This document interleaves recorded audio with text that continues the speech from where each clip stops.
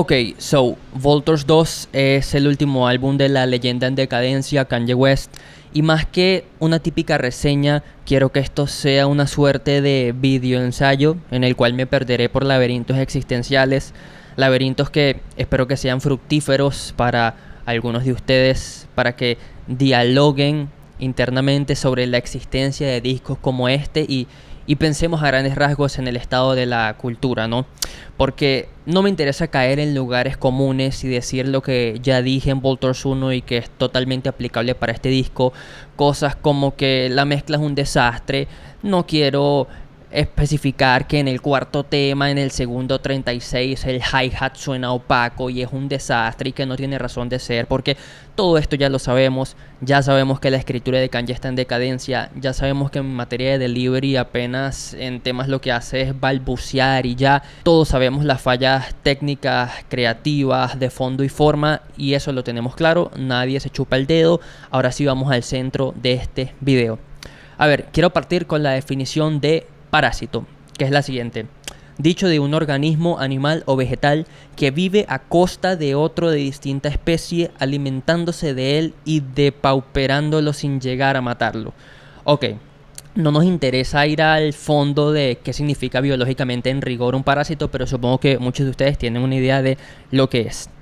Ahora, ¿qué es un disco parásito y por qué para mí Voltors 2, 1, entre otros discos de Kanye, son discos parasitarios? Para partir, quiero dejar muy clara la idea de que el disco parasitario no surge en el periodo formativo de un artista, es decir, en sus primeros años, sino que llega por lo general muchos años después de que un artista ya consolidó su identidad. Hablemos de artistas que ya llevan más de una década siendo exitosos, etcétera, etcétera. Y como ejemplos puedo poner pues Voltors 2, Voltors 1, pero también discos como Las mujeres ya no lloran de Shakira, discos como The Death of Slim Shady de Eminem, discos como Sayonara de Álvaro Díaz, ¿por qué no? Discos como Certified Lover Boy de Drake o For All the Dogs. Y en síntesis, un disco parasitario no es más que un proyecto cuyas ideas no justifican su existencia. Es decir, que no tiene nada interesante, nuevo o fresco que decir en materia de letras, en materia de producción, en materia de estilo, y no termina siendo más que un refrito de ideas pasadas. Y otra característica fundamental de un disco parasitario, como la misma definición de parásito lo dice, es que se alimenta del éxito del pasado, de las buenas ideas del ayer, pero no se asemeja a ellas ni a kilómetros de distancia. Volvamos al ejemplo de Shakira, que es muy pertinente. A ver, la existencia de un disco parasitario puede deberse a muchos factores. Por ejemplo, indiferencia, fatiga creativa, alienación, que considero que es el caso con Shakira, que se ve que más que un artista es una marioneta en la actualidad, que está siendo manipulada por los intereses de su disquera, sus inversores, bla, bla, bla. Y se nota a leguas de distancia que la Shakira genial de discos como ¿Dónde están los ladrones?, Fijación oral volumen 1 o Pies descalzos ya no existe. A esa mujer la raptaron, está totalmente alienada, haciendo las letras más genéricas del mundo. Claro, abordando desde la distancia superflua y vagamente ciertos temas que la han afectado personalmente, como su divorcio, pero que pudieran venir de cualquier pluma de cualquier escritor mayamero, genérico. A eso me explico, ¿no? Y pues con el caso de Eminem, yo no diría que es un artista que está alienado, pero sí que está completamente desconectado de la actualidad del hip hop y es un intransigente totalmente, y es una persona que no ha sabido envejecer, sencillamente.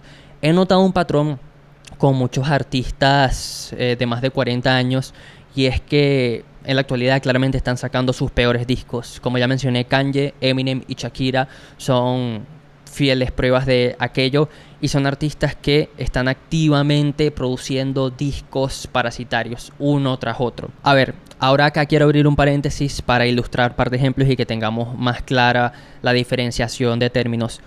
No quiero que discos como Untitled Unmastered de Kendrick, al ser un B-Sides, al ser un disco de sobras, se interpreten como proyectos parasitarios, ya que un disco como Untitled Unmastered sí justifica su existencia, porque por más que son leftovers, temas que sobraron de los procesos creativos de To Be a Butterfly, tienen razón de existir porque tienen ideas jugosas, funcionan como singles, y el proyecto a grandes rasgos es un palazo. Contrario a un disco como Sayonara de Álvaro Díaz, que entra justo en esta categoría de parasitario porque sale bastante tiempo después de Felicilandia y son las ideas diluidas sin ningún tipo de sazón y condimento que ya él había abordado en Felicilandia. Así que en este caso, desde mi criterio, su existencia no se justifica. Ahora, conviene también ponerse del otro lado de la acera y ver, si se quiere, desde la lógica más mercantilista, liberal que muchas personas tienen, la defensa de la existencia de estos discos. Mucha gente puede decir, pero ellos están en facultades de seguir facturando, por algo construyeron su imperio, pueden seguir explotando su nombre, a fin de cuentas es su obra, ellos son los que se ven afectados,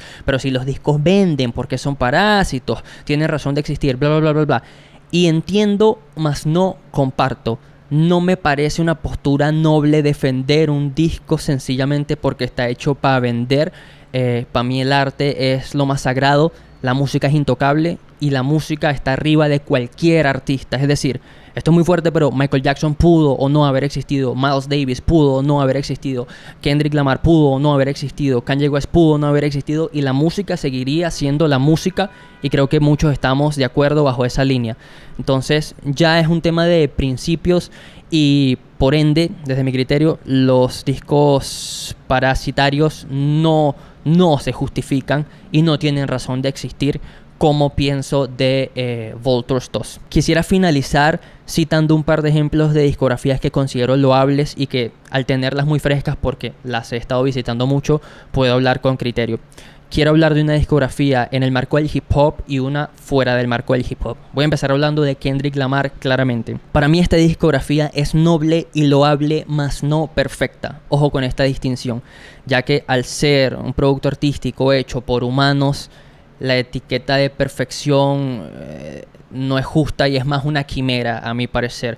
Lo perfecto y lo humano no va de la mano, y es perfectamente justificable que los primeros proyectos de Kendrick hayan sido un desastre, porque les refresco la memoria y les hago saber que la discografía de Kendrick no parte a partir de Good Kid, Mad City, sino que antes de Section 80 e incluso antes de Overly Dedicated, él sacó una serie de mixtapes con sus lagunas, claramente con sus deficiencias técnicas, pero es porque estaba en su etapa formativa, y para mí esto tiene que entenderse bajo su contexto y respetarse, y me parece más bien admirable la curva evolutiva de su obra, ya que pues si muchos pudieran argumentar, bueno, To Pimp a Butterfly fue su peak creativo y posterior a eso decayó en calidad con discos como Them, con discos como Mr. Morale and the Big Steppers, y me parece totalmente entendible y comparto esa postura.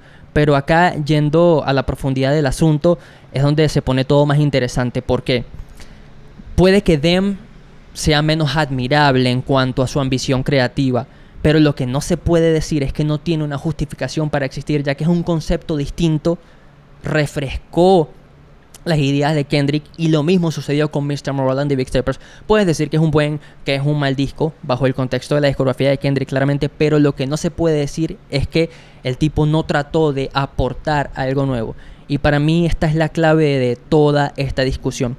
Yo siempre he dicho que prefiero que un artista se tropiece tratando de hacer algo nuevo con su obra a que siga acertando los dardos haciendo la misma porquería de toda la vida, porque a fin de cuentas somos humanos y podemos coincidir en que no somos los mismos que éramos hace 6 meses. Entonces, ¿debo creerle a un artista cuando me está diciendo que tiene la misma postura del mundo que hace 6 meses, 1 año, 5 años, 10 años? No. Eso es muy preocupante. Así que, para cerrar con el ejemplo de Kendrick, sí, esta es una discografía que yo considero noble porque se ha mantenido propositiva y ambiciosa con el paso del tiempo y no ha caído en patrones reiterativos ni ha intentado replicar conceptos acertados en el pasado. Eso es muy respetable. Ahora, hablando de otra discografía que tengo muy presente, esta es la de Mon Laferte. Ya acá la discusión va por el tema del pop, la cantautoría, pero a grandes rasgos es lo mismo en fondo. Estamos hablando de arte. Si nosotros estudiamos el trayecto de la discografía de Mon Laferte, vemos que no hay discos parasitarios, pero sí hay discos malos. Y pues claro, estos discos malos responden a su etapa formativa. Sus primeros proyectos como La Chica de Rojo o como Desechable son discos que, por contraste con su obra actual, no han envejecido precisamente bien, pero sirvieron en su etapa formativa para que ella desarrollara una identidad. Y a mí esto me parece crucial desde nuestra postura como audiencia, porque nos ayuda a destrozar la imagen del ídolo, que yo creo que es fundamental si queremos tener juicio crítico en torno a todo lo que consumimos, todo lo que pensamos, todo lo que decimos, etcétera, etcétera. ¿A qué me refiero con todo esto? El fan cegado que idolatra, no ve fallos, no ve carencias, no ve lagunas en el obrar de su ídolo. Solo aplauden como morsas, sean o no loables las acciones de estos ídolos. En cambio, cuando tú te sientes en frío y entiendes que la discografía de gigantes como Mon Laferte, como Kendrick, como Miles Davis tienen una serie de errores, los humanizas, deconstruyes esa imagen del héroe inalcanzable y entiendes que tú perfectamente podías haber sido esa persona, ¿no? Y es hasta inspirador si te dedicas a cualquier proceso creativo, porque créame que el primer tema que Kendrick escribió no fue Think About Me, I'm Dying of Thirst. El primer tema que Kendrick escribió no fue Mortal Man. El primer tema que Kanye produjo no fue Through the Wire. El primer tema que Mon Laferte compuso no fue Tu Falta de Querer o Tormento. Entonces, entender estas curvas evolutivas me parece fundamental para empatizar con los procesos de los artistas y derrumbar la jodida idolatría que no nos lleva a ningún sitio positivo. Y volviendo a la evolución de Mon Laferte, discografía loable, ya que su último disco, Autopoética, es su obra maestra definitiva. Puede que en el futuro vengan discos que fluctúen en calidad, que sean mejores o peores, pero si repasamos sus últimos discos, Norma, 1940 Carmen, 6, La Trenza, Mon Laferte Volumen 1, vemos que hay una pureza, hay una nobleza en cuanto a seguir refrescando la paleta de colores que ella utiliza para sus proyectos y a fin de cuentas seguir aportando ideas nuevas, ¿no? Y eso es lo admirable a fin de cuentas. Y eso es lo que carece la discografía de Kanye West. Para cerrar con el video ensayo en la actualidad. Hablo de discos parasitarios porque definitivamente he detectado un patrón. Estos discos que mencioné como Certified Lover Boy, Sayonara, The Death of Slim Shady o el de Shakira ya los he reseñado. Así que puedo hablar con fundamento y criterio y puedo decir que no tienen absolutamente nada que aportar ni razón para existir. Así que me parece bien sistematizar el problema para ya etiquetar en un futuro próximo cuando cualquiera de los artistas que seguimos saquen un bodrio de proyecto como en esta ocasión Kanye con Voltors 2, ¿no? Que para mí no es más que un disco parásito y ya. Esa es la síntesis de todo este video. Que si es un 2, un 3, un 4, ustedes pónganle la puntuación que quieran, me es totalmente indiferente en esta oportunidad realmente. Y seguro haré una pequeña trampita en mi lista de peores discos del año en diciembre e incluiré los dos Voltors en la misma posición porque es que esto no se explica ni se justifica de ninguna forma. Así que espero que esta especie de video ensayo les haya servido de utilidad. Gracias por seguirme, gracias por ver, gracias por compartir, gracias por comentar. En la descripción están los links a todas mis redes, Instagram, Twitter, TikTok, servidor de Discord, comunidad de Patreon, donde pueden suscribirse por $5 mensuales y acceder a un contenido extra semanalmente. Los veo por allá. Cuídense. Chao.